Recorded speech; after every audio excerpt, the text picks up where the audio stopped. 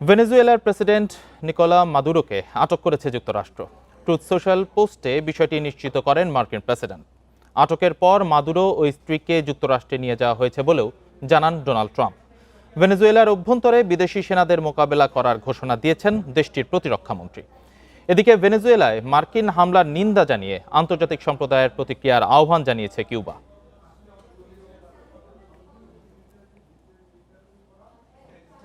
এলাকায় শনিবার ভোরে অন্তত 7টি বিকট বিস্ফোরণ ও ধোঁয়ার কুণ্ডলী দেখা গেছে। এসব এলাকার উপর দিয়ে কয়েকটি হেলিকপ্টার উড়ে যেতেও দেখা যায়। বিস্ফোরণের পর শহরের দক্ষিণ অংশে একটি বড় সামরিক ঘাঁটির কাছে বিদ্যুৎ সংযোগ বিচ্ছিন্ন হয়ে পড়ে। এক বিবৃতিতে এই হামলাকে সামরিক আগ্রাসন উল্লেখ করে সরাসরি যুক্তরাষ্ট্রকে অভিযোগ করেছে মাদুরো সরকার। একই সঙ্গে মার্কিন হামলাকে দেশের তেল ও খনিজ সম্পদ দখলের প্রচেষ্টা বলে আখ্যা দেন নিকোলা মাদুরো। বিবৃতিতে প্রেসিডেন্ট মাদুরো জাতীয় ভূখণ্ডে বহিঃসংকট ঘোষণা করে ডিক্রি সই করেন এবং এর বাস্তবায়নের নির্দেশ দেন। একই সঙ্গে সব জাতীয় প্রতিরক্ষা পরিকল্পনা যথাযথ সময়ে এবং যথাযথ পরিস্থিতিতে বাস্তবায়নের নির্দেশ দেন তিনি। এর কয়েক ঘন্টা পরই মাদুরো ও তার স্ত্রীকে আটকের তথ্য দেন মার্কিন প্রেসিডেন্ট। ট্রুথ সোশ্যাল পোস্টে ট্রাম্প জানান, বড় আকারের হামলার পর তাদেরকে আটক করে যুক্তরাষ্ট্রে নিয়ে যাওয়া হয়েছে। মাদুরো ও তার স্ত্রীকে আটক করেছে মার্কিন সেনাবাহিনীর ডেল্টা ফোর্স। এই ফোর্স মার্কিন সেনাবাহিনীর শীর্ষ সন্ত্রাস দমন ইউনিট। ভেনেজুয়েলার অভ্যন্তরে বিদেশি সেনাদের মোকাবিলা করার ঘোষণা দেন দেশটির প্রতিরক্ষামন্ত্রী। মুক্ত, স্বাধীন ও সার্বভৌম ভেনেজুয়েলা তার সমস্ত শক্তি দিয়ে এই বিদেশি সেনাদের উপস্থিতি প্রত্যাখ্যান করে। শৃঙ্খলা ও শান্তি পুনঃপ্রতিষ্ঠার জন্য আমরা ভেনেজুয়েলার প্রতিটি কোণায় সক্রিয় হব। মাদক পাচারের অভিযোগে বেশ কয়েকদিন ধরেই ভেনেজুয়েলায় সামরিক পদক্ষেপের হুমকি দিয়ে আসছিল যুক্তরাষ্ট্র। এই সময়ে দেশটির চারপাশে সামরিক উপস্থিতি বাড়াতেও দেখা যায়। Zobayer Hussain, independent news. এ বিষয়ে আলোচনা করতে আমাদের সঙ্গে যোগ দিয়েছেন চট্টগ্রাম বিশ্ববিদ্যালয়ের আন্তর্জাতিক সম্পর্ক বিভাগের অধ্যাপক ডক্টর ফরিদুল আলম। ডক্টর ফরিদুল আলম, আপনাকে স্বাগত ইন্ডিপেন্ডেন্ট সংবাদে। শুরুতেই আপনার থেকে একটি বিষয় পরিষ্কার হতে চাই যে এভাবে একটা দেশের প্রেসিডেন্টকে স্ত্রী সহ অন্য রাষ্ট্র কর্তৃক তুলে নিয়ে যাওয়া বা আটক করা, অপসারণ করার এখতিয়ার আন্তর্জাতিক আইনের দৃষ্টিকোণ থেকে রয়েছে কিনা, এটা বৈধতা দেয় কিনা? আপনাকে ধন্যবাদ। কোনো স্বাধীন রাষ্ট্র অন্য কোনো স্বাধীন রাষ্ট্রকে বা সার্বভৌম রাষ্ট্রকে জাতিসংঘের বাইরে সম্মিলিত নিরাপত্তার স্বার্থে জাতিসংঘের কনসার্নের বাইরে এই কাজটি একদমই করতে পারে না। প্রথম কথা এটি। সুতরাং আপনি যেটি বললেন যে আটক করে কোনো রাষ্ট্রপ্রধানকে নিয়ে যাওয়া, সেটি তো আরো পারে না। তবে মার্কিন যুক্তরাষ্ট্রের পক্ষে যে মানে বিষয়গুলো একদম অসম্ভব, সেটিও আপনি বলতে পারেন না। এই ধরনের একটি ঘটনাও কিন্তু অতীতে ঘটেছিল, নিকট অতীতে 1990 সালের আজকের একই দিন। একটা খুব মজার বিষয়, আজকের এই দিনেই 3 জানুয়ারি 1990 সালে পানামার তৎকালীন প্রেসিডেন্ট ম্যানুয়েল নোরিয়াগাকে কিন্তু মার্কিন যুক্তরাষ্ট্র ধরে নিয়ে গিয়েছিল একই অভিযোগে, যে অভিযোগে আজকে মাদুরোকে অভিযুক্ত করা হলো। সে একই অভিযোগে কিন্তু তখন 28,000 ফোর্স মোবিলাইজ করে মার্কিন যুক্তরাষ্ট্র পানামাতে সেই পানামার প্রেসিডেন্টকে ধরে নিয়ে গেল এবং মার্কিন যুক্তরাষ্ট্রের আইন অনুযায়ী তাকে বিচার করে 40 বছর জেল দেওয়া হলো এবং তিনি কিন্তু 2017 সালে মারা গেলেন।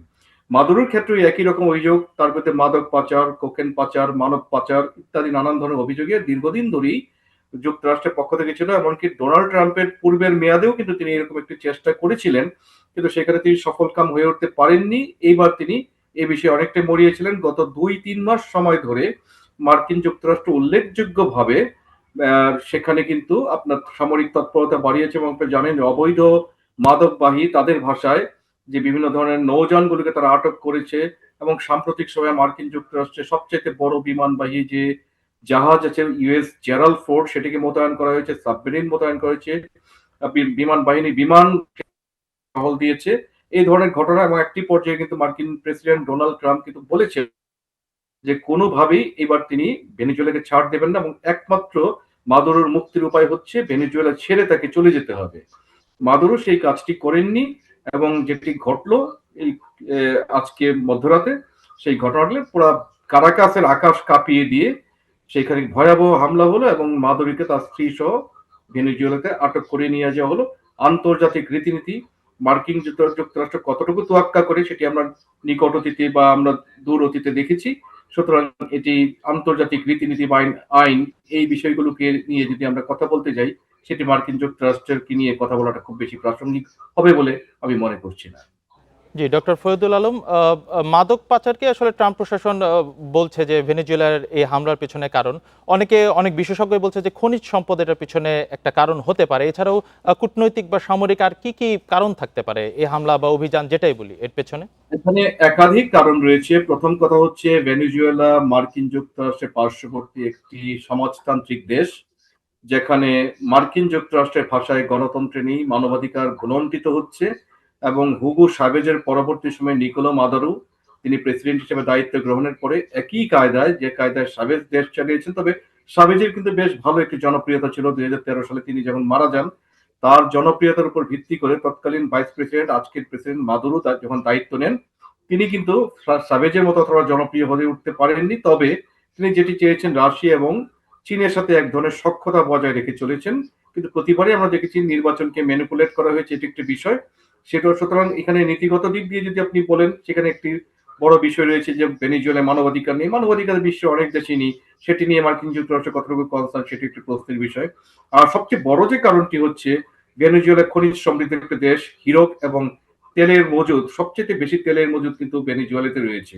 এবং 2023 সালের হিসেবে দেখা গেছে 303 আপনার বিলিয়ন ব্যারেল তেলের মজুদ কিন্তু ভেনেজুয়েলায় রয়েছে, যার মজুদের খুব সামান্যই তারা কিন্তু বিদেশে বিক্রি করার অনুমতি পায়।